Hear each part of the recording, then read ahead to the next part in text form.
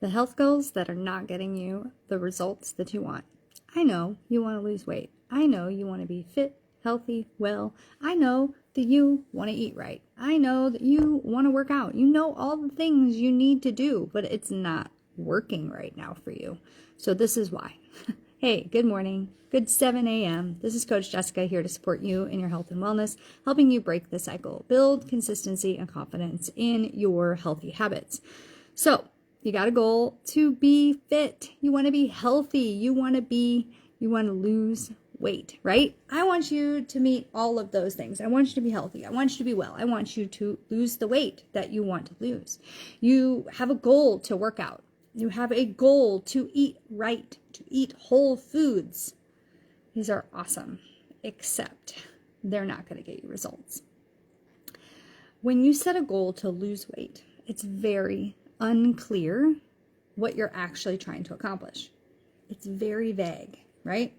If you just say, I'm going to drive to Michigan, there's a whole lot of state of Michigan. Where are you going to go? What highway are you going to take? There's a little more detail needed in order to get there. You're going to walk, you're going to bike ride, you're going to take a plane. In order to get there, it's going to take a few more details, right? So we got to get a little more clear on what specifically our goal is in order to accomplish it. Because, hey, I get it. You want to lose weight? I want you to be able to lose that weight. I want you to get the results that you want. But we got to get a little more clear, okay? Because you can't lose weight is not a result, right? Workout is not a result. Eating right. The goal is the result, okay? And if we do not write the goal or have something very specific, it's not measurable, okay? And you're going to get defeated over and over and over again, which is probably why you've quit before. You're going to feel defeated and unsuccessful because you're just not losing weight. We've got to get clear, okay? What is a clear, defined goal? You've probably heard about specific goals. I'm not going to get into all the details of that. Google it. But I want to give you an example. Okay, so let's talk about sales for a minute. If you were in a job and you needed to make sales for work, right? So you're an author and you want to sell 1,000 books at $12.95, right? That is a task, right? That's a step that you need to take to get to a goal in sales of $12,000. So think about it. Your goal is very measurable. It's very specific. I want to make $12,000 selling 1,000 books at $12.95. I don't have a book to sell, but if I did, that'd be great. The task is the selling of the 1,000 books, and you've set the price that's going to allow you to get to that 12,000 goal, right? So you may have a goal to lose weight, but it's not specific. How do you get there? I don't know how to lose. I don't know how to lose that because it's not specific. Is it 1 pound? Is it 10 pounds? Is it 35 pounds? Is it 65 pounds? All of that is going to take a different time period and different tasks in order to get it. And it's really going to make a big difference on what your past history is to move forward. And that's the part that I think a lot of people miss, is they don't take into consideration all the things that they've done in the past that worked, that didn't work, and where you're currently at in order to move forward. So they see a shiny new program, a thing that will help them, something that's being gimmicky and shiny bright, or a pill, or something. All of those things are out there, available, and options. But we have to take that past behavior, past evidence forward so that we know what works, what doesn't work, and where you're starting from to see success. So your fitness goal, we need to get really specific about what it is that you want. Let's build an example together, okay? So that you can make a decision. Here's the thing. I think a lot of people push back on making a set number or a specific goal because they're afraid they're already going to fail because they've already built up that evidence in the past that they've failed. So if they don't set a goal, then they won't fail. It's not about failing when it comes to your health and your wellness and the journey. It is about experimenting, practicing, and keeping moving forward towards the things that you really want to see success in your health for that weight loss goal. So here's an example. So a goal is the what, right? The task is the how. So we got to build the what first. We have to define the what, 10 pounds in the next 12 weeks. Pretty measurable, pretty clear on what you want to accomplish in the next 12 weeks. By the end of, it's May, right? May, June, July. The end of July, 10 pounds down. That's the goal. Maybe that fits for you. Maybe it doesn't. It's a very safe and realistic. It's a pound a week. A little less than a pound a week, but we all have those 4th of July holidays and birthdays and things that come up, and the scale goes whoop, whoop, whoop, whoop, whoop, whoop. But as long as it's gently going down over a period of time, you probably see that 10 pounds in 12 weeks. No problem.